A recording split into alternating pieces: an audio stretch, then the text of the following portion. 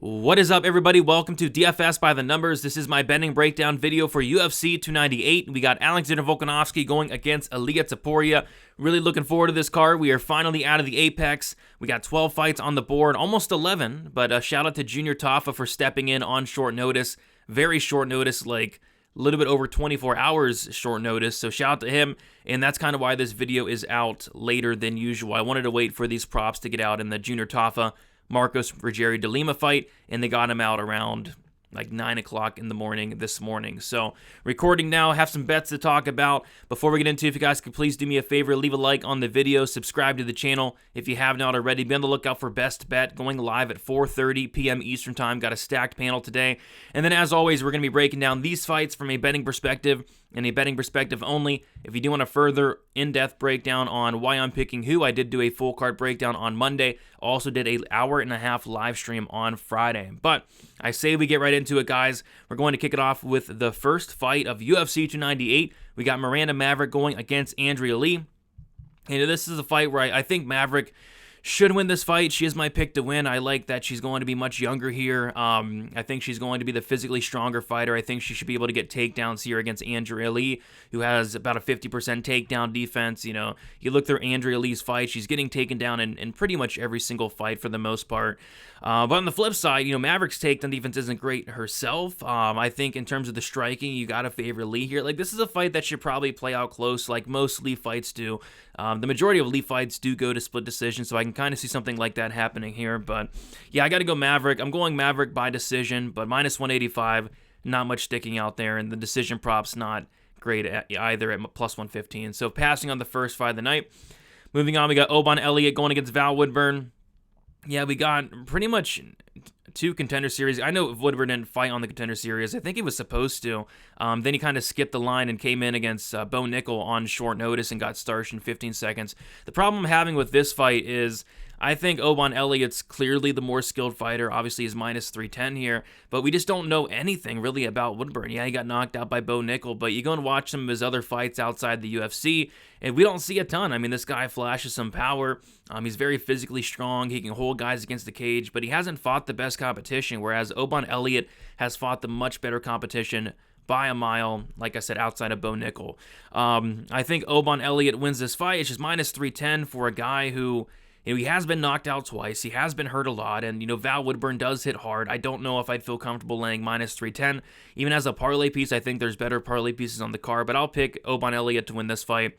Probably, like, could be a decision, maybe late finish. I'm not sure, but I'm not touching this one.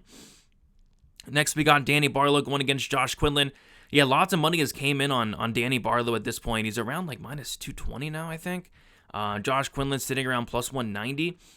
And I don't know, I feel like this fight's going to look very close up until it's not, if you know what I mean. Like, I feel like minute for minute, it could be competitive, especially if Josh Quinlan's able to implement that wrestling. You know, Josh Quinlan is a BJJ black belt.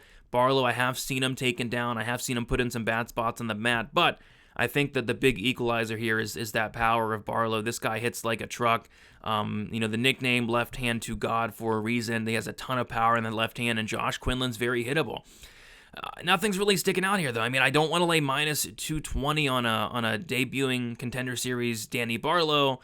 And then I also don't really want to bet a violence prop because, you know, Josh Quinlan has never been knocked out. Either of these guys, they've never been finished. So although I do lean towards Danny Barlow getting that knockout, you know, the fight doesn't go to decision, minus 220. I don't like it. The under 1.5 is like barely plus money. I don't like it. So another fight where I'm just going to be sitting back and watching this one. So yeah, nothing on the first couple fights for me, guys. Moving on, we got Zhang Mingyang going against Brenson Ribeiro. We got Zhang Mingyang minus 120, Brenson Ribeiro plus 100. And yeah, I mean, I would not bet on either of these fighters. I think this fight should be a straight pick'em because, you know, how could you trust any of these two in this fight? These guys have been finished 5 times for Zhang and 4 times for Ribeiro. And both these guys have a style of just all offense, zero defense, especially Zhang, man. I mean, this is a guy that walks forward, eats punches with his face, and he has a brick head. But, I mean, still, I mean, you can't really go out there with that type of style at light heavyweight and expect to succeed, especially against Ribeiro, who has an 81-inch reach and just has a ton of power. So, you know, more of the story is I think somebody's getting served here. I think somebody's probably getting served here in round 1. I do a couple DGM parlays on my website, and I'm going to have the under 1.5 in them probably. I'm going to have, maybe the fight won't start round 3 in it, probably. Haven't made those yet. But, yeah, I think the under 1.5 is solid just due to the fact that I think it's like 37 of like 42 of these guys' fights have finished under 1.5 rounds, something ridiculous like that. I was also looking at maybe parlaying like the under 1.5 or like the fight won't start round 3 with something for next week's card as well, because there's not really a ton of parlay pieces I do like on this card. I mean, I like Merab, we'll talk about, but the line's just completely blown out now. I like Hernandez, but the line's moved a whole $1. So yeah, not a ton of parlay pieces I like on this card, but this would be kind of the one parlay piece I don't mind, is that under 1.5 or the fight won't start round 3. So I don't have anything official yet. If I do add anything, it will be in the comments. But yeah, parlay piece, the under, but don't trust don't trust either of these guys. Moving on, we got Rinya Nakamura going against Carlos Vera. Yeah, so I actually do have some action here, guys. So the first bet I have of UFC 298 is, it's interesting. So BetOnline Sportsbook, they opened up Rinya Nakamura inside the distance, I kid you not, at like minus 700. They opened up the fight, doesn't go to decision at minus 1400, right? And then obviously people bet the overs and the decision props and the non-violence. So much so that DraftKings opened up Rinya Nakamura inside the distance at minus 135. And I was able to hop on that for 1.5 units. And then also Rinya Nakamura by sub plus 400. It is a very popular play this week, and it has been bet down quite a bit. But yeah, I still like that over the knockout prop, and we'll talk about why. So 2 units total invested on this fight, 1.5 units on Rinya inside the distance, and then a half unit on Rinya by sub plus 400. And yeah, I think inside the distance is probably the best way to play it if you're going to play it all. I mean, you're getting a minus 1,400 favorite who, I mean, if he's paying off this price tag, he's starching this guy, right? And yeah, Rinya is a solid finisher. You know, the reason I thought that we might get a really good price on the inside the distance, and obviously didn't open up that way, was because Rinya did go to decision in his last fight, and I think there might have been some recency bias there. And I still think there is, but yeah, Carlos Vera, he's a 36-year-old bantamweight making his debut here, and Rinya Nakamura is like a extremely high-level wrestler. And then on the Carlos Vera side, he has the worst takedown defense I've ever seen. Like, Augusta Wynn could take down Carlos Vera. He's getting taken down in pretty much every fight. And not only that, like, he's putting himself into very bad spots. He's giving up his back every single time. He's just putting himself in a ton of bad spots that I think a guy like Rinya Nakamura can definitely capitalize on. Whether it's a sub, whether it's a TKO, I do think Rinya is getting the finish. But yeah, the sub's definitely in play. Carlos Vera's been subbed 2 times. I think he is a black belt in BJJ, but he's been subbed 2 times nonetheless. And we saw Rinya Nakamura attempt like 20 submissions his last fight. So give me Rinya here, Rinya into the distance, and Rinya by sub. Next, we got Marcos Rogério de Lima going against Junior Tafa. We got de Lima minus 240, Junior Tafa plus 205. Yeah, de Lima opened up minus 150 or so. Money's just been pouring in on him. I think it's a great matchup for him, to be honest. I thought even like the Justin Tafa fight was a pretty good matchup for him. The reason being is he just has such a significant advantage in the grappling. The reason I think that de Lima, at least for me, was only minus 140 in the Justin Tafa fight was because there was really no evidence of Justin Tafa's takedown defense. There was no evidence of his ground game. Nobody really tried to take down Justin Tafa in the UFC. But with Junior Tafa, it's literally right there in front of us. It literally just happened not too long ago where he fought Muhammad Usman, and Muhammad Usman controlled this guy for 12, 13 minutes of a 15-minute fight and took him down multiple times. And once he was on the mat, he just had nothing. Junior Tafa had no get-up game, nothing to offer off his back. And Marcos Rogério de Lima, he is a black belt in BJJ. Yes, he's been submitted 5 times, but he is a black belt nonetheless. And I think the sub's very live here. I really do. Was able to get in on some early sub props for de Lima, because I do think it's early. You look at de Lima, every single finish that de Lima has in the UFC has come in the first round. If he's not finishing you in the first round, he's either getting finished or the fight's going to decision. So I think if de Lima does win this fight, it's probably in the first round. Same with Tafa. Like, if you like Tafa KO1 is plus 600. Like, I think that's literally his win condition. But if you're Marcos Rogério de Lima, not only are you already probably, prepared to go out there and grapple Justin Tafa, if you're Marcos Rogério de Lima, why not take the path to least resistance here, which is obviously getting the fight down to the mat? Because on the feet, de Lima's not minus 240, I'll tell you that. On the feet, he's not minus 240. Junior Toff's a good striker with a ton of power. So, I think he'd be very wise, and I think he does, get this fight down the mat. And when he does, it should be De Lima all day. I think he slices through his guard like a hot knife through butter, and I think the sub is very live. So I have 0.5 units on the sub 1, plus 850, and then a quarter unit on the sub 2, plus 1800. If it gets to the third round, these guys are probably both completely gassed out. And like I said, when De Lima's finishing fights, it is in round 1. So I think round 1, round 2 sub makes a lot of sense. And I know a lot of people are probably going to be on Tafa. If you like Tafa, KO1, plus 600. Moving on, we got Amanda Lemos going against Mackenzie Dern. Yeah, I'm passing here. Nothing's really sticking out. Like, Lemos by knockouts, only plus 125. I think that could be on the table. Dern by sub, plus 300. I think that could be on the table. I think violence could be on the table, minus 175. But we have seen a lot of Dern fights go to decision more often than not. I just don't trust either of these fighters. I don't trust, a 36-year-old strawweight in Amanda Lemos, who just is coming off an embarrassing title fight loss. And I don't trust Mackenzie Dern, who looked like she took her very first fight in her last fight against Jessica Andrade, which is weird because prior to that, she had her career best performance against Angela Hill. So yeah, a lot of people have strong takes on this side, mostly on the Lemos side. People think Dern sucks, which I've never been high on Dern, but I don't know, guys. I'm not touching this one. I could see a Lemos knockout. I could see a Dern submission. I could see a Dern decision. I could see a lot of different outcomes. I don't want anything to do with this one. I'll let y'all bet on it. Next, we got Anthony Hernandez going against Roman Kopylov. So this is the most exposed fight I have of the card. I like violence here. I like fluffy here. I think it's a tough matchup for Kopylov. I'm a big fan of Roman Kopylov. I've been a Roman Kopylov truther for these last several fights. And the problem here is not only is this a tough matchup in general, it's a very tough matchup, but he's taken this fight on short notice. You don't take a short notice fight against Anthony Fluffy Hernandez. You just don't do it. What I like here is violence, though. I think Hernandez is very live to break Kopylov, and I think Kopylov, if he wins, it's probably landing a shot to the head or the body of Hernandez and knocking him out. Kopylov has like 11 knockout wins on his record. This guy has a ton of power. But yeah, Fluffy's going to go out there. And what I like about Fluffy in this matchup is Kopylov does have good takedown defense on paper, 92%. He can attempt upwards of 10, 15, 20 takedowns if he needs to. So, Kopylov might stuff the first couple, but as the fight goes on, I do think Hernandez will get those takedowns. And once this fight does hit the mat, I think we're going to see a huge discrepancy in the grappling. Kopylov got 10-6'd by Albert Duraev. That fight should have been stopped on multiple occasions. And then he also got submitted by Carl Roberson, which is just it's an unspeakable act to get submitted by Carl Roberson. So yeah, I think Fluffy breaks him here. 2-3 Fluffy props are going to be popular. I think everybody's going to have 2-3 Fluffy props, but this is how I played it. I got the fight doesn't go to decision, 2.25 units, minus 225 to win a unit. Yeah, it seems like a really good price there, to be honest, for these two. Striker versus grappler matchup, and I think it's like 8 out of 10 of these guys' UFC fights have finished inside the distance as well. I was expecting a much wider, fight doesn't go decision line there.